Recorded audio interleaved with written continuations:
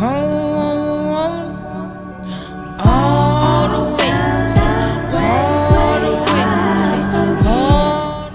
my name is Chai Tulani. I'm a soul hop artist here in Chicago, Illinois. Would call myself a local artist, but I never saw myself that way. I'm just here for right now. I'm born in Kenya. Been living in Chicago, in the Chicago area, since I was about 4 years old. I love what I do. I did 2 years of college, but left because, I just know what I want to do. I just became part of a band called Chai Tulani and the Bomba. We just performed for the first time together as a band at the Silver Room Block Party, which was yesterday, July 15th in Hyde Park. And this is the progress report.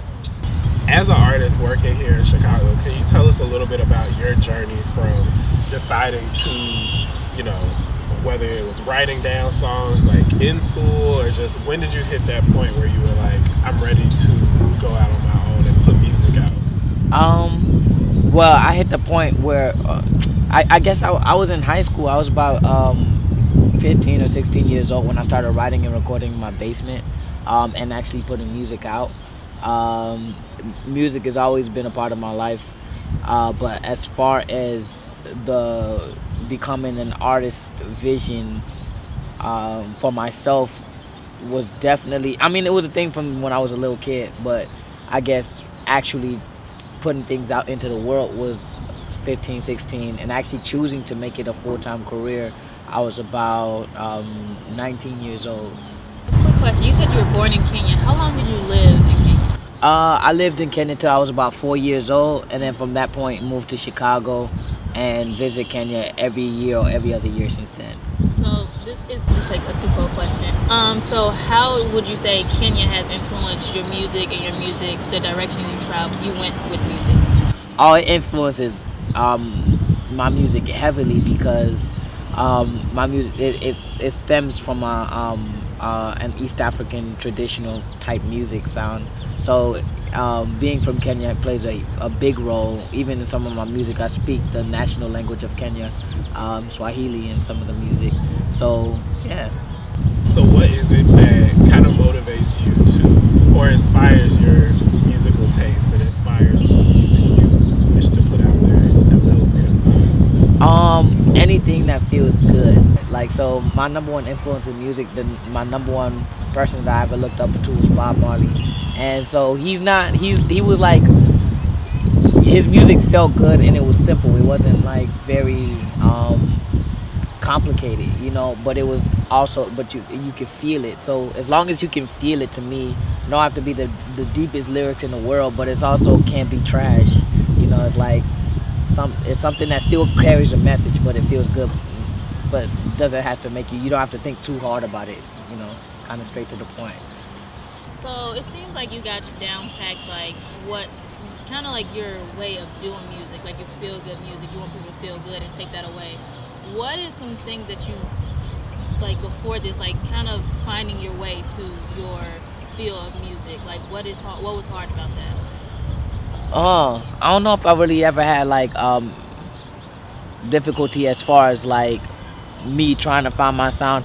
I would say this though, like a lot of people have mentioned to me that my music doesn't sound like anyone else they've ever heard, and I always respond with I couldn't sound like anyone else if I tried. I remember when I would write music in high school, and I had an influence.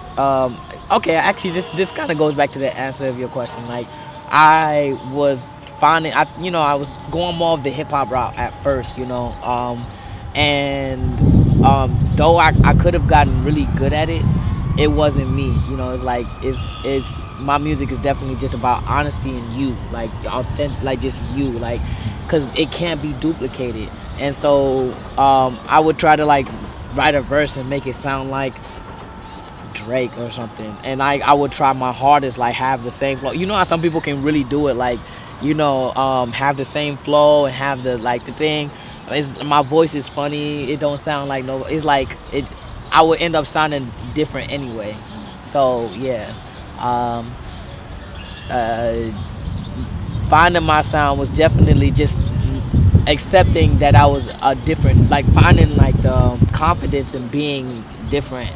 Because a lot of people, like I've heard the saying like, "Oh yeah, we're out here trying to be different," and that's just like something I never had to try to do. It was just something I couldn't help doing because quite frankly, could never fit in. So, yeah, yeah, And I like the whole idea of finding your voice, or like finding your yeah, authenticity. So like, do you have any tips for people who maybe they have stage fright, or maybe they're afraid of being honest with other people when it comes to writing things down, yeah. whether that's in music, poetry, Hmm. art, whatever. So like, do you have any tips to help people express themselves and be authentic Yeah. in their art?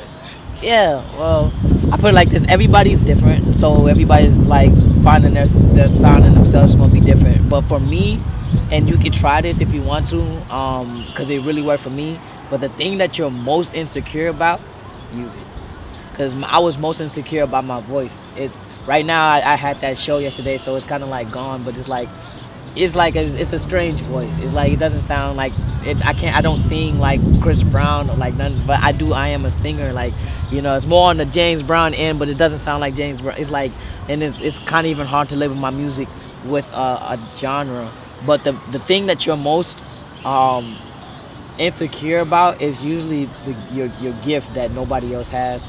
And I've seen it with a few of my like friends who happen to be models, and because I'm from East Africa, I have a lot of African friends who are insecure about dark skin, and then they do a photo shoot and the photos go viral. It's usually like I've seen it's the thing that you're most insecure about is God's gift to you.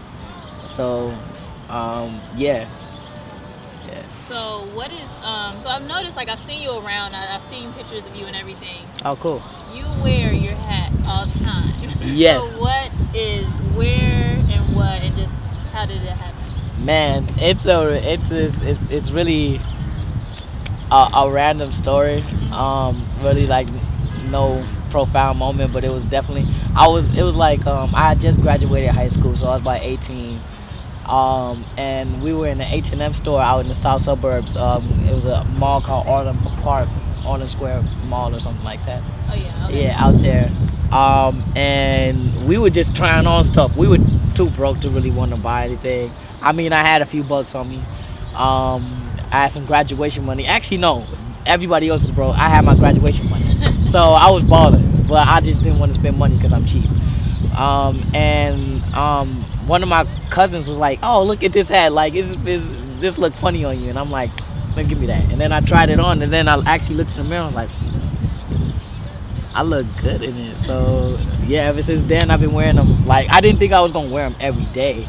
It was just something that, like, after a while it became like a signature thing. Like, people my age usually don't wear them. Everyone at this age probably got like locks or twisties or like something. So it's like something that kind of was like, like it looks good on me and it sticks and it fits with the image of my music and stuff. Like, some people be like, "Oh, like, are you like bald on your hair?" And I'm like, "No, like, I don't have a receding hairline or nothing. I just like the hat." So yeah, that's how it went. So I've been wearing hats every day since June or July 2012. So that's a long time. That's a minute. Yeah, I've stuck to this style for a long time. I haven't always worn it like this though. I used to wear like Bruno Mars like that, but then I found like this slant style that like kind of makes me look mysterious. Like, it's like, what does he really look like, kind of thing. Yeah. That's real. Yeah. Interesting. Now I know. Yeah. Now you know. Yeah. The next big question that a lot of people be asking is, how does it stay on when I perform?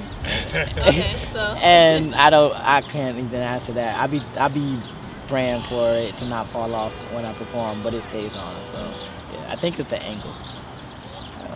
So have you done any shows or anything without the hat? And would you right now? That's a wonderful question.